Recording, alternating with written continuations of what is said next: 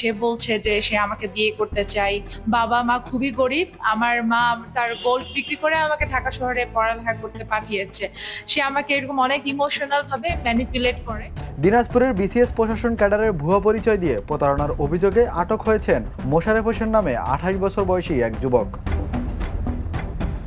Police জানায় মোশাররফ নিজেকে 46তম BCS প্রশাসন ক্যাডারের সুপারিশপ্রাপ্ত কর্মকর্তা, কখনো পুলিশ আবার কখনো সেনাবাহিনী কর্মকর্তা পরিচয় দিয়ে বিভিন্ন নারীর সঙ্গে সম্পর্ক গড়ে তুলতেন। এরপর বিয়ের আশ্বাস ও নানা অজুহাতে তাদের কাছ থেকে অর্থ হাতিয়ে নেওয়ার অভিযোগ রয়েছে তার বিরুদ্ধে।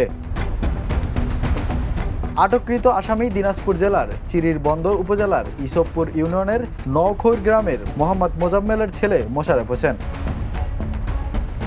তদন্তে জানা গেছে তিনি একটি ছাত্রাবাসের বিসিএস ক্যাডার পরিচয় দিয়ে অবস্থান করেছিলেন। পরে তার বিরুদ্ধে প্রতারণার মামলার তথ্য জানতে পেরে শিক্ষার্থীরা তাকে জিজ্ঞাসাবাদ করেন। মঙ্গলবার ভোরে নিজের মালামাল নিতে এলে তাকে আটক করে পুলিশের হাতে তুলে দেওয়া হয়।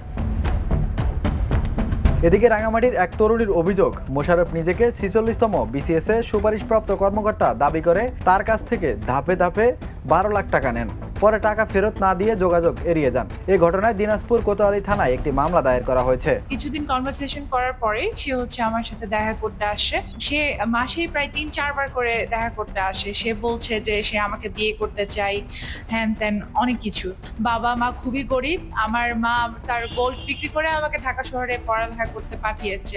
সে আমাকে এরকম অনেক ইমোশনাল ভাবে ম্যানিপুলেট করে এবং সে এটাও বলেছে যে আমি যাতে টাকাটা এখন তাকে দিই, 1 মাস পরে সে আমাকে পুরো টাকাটা ব্যাক করবে।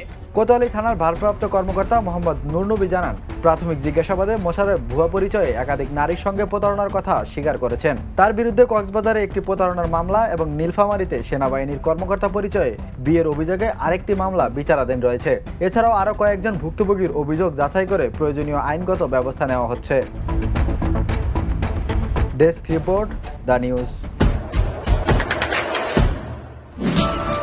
দেশে দেশে সবার সাথে দ্য নিউজ।